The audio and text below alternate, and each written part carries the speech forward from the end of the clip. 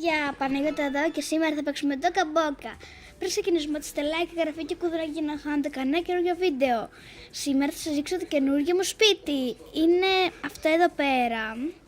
Πάμε να μπούμε μέσα και ας δούμε τι έχω βάλει.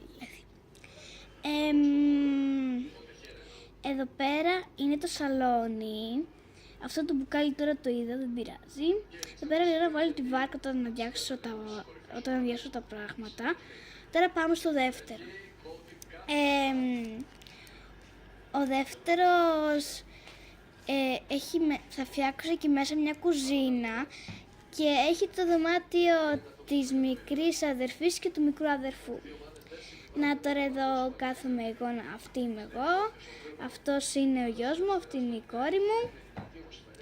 Και τώρα, επειδή είναι απόγευμα, τώρα το έκανα, είναι πολύ ωραία. Θα τα πάω στο δωμάτιό τους, γιατί έτσι το κάνω εγώ. Το απόγευμα να πηγαίνω στο δωμάτιό τους.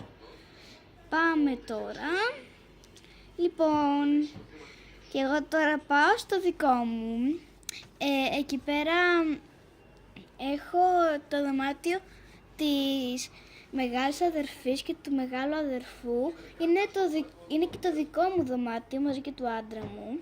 Ο άντρας μου ακόμα κοιμάται. Να τους, εδώ πέρα είναι. Και εδώ πέρα θα έχω ένα μωράκι, αλλά τώρα δεν έχω ακόμα. Είμαι έγκυος. Και εδώ πέρα έρχομαι και κάθομαι. Γεια σας!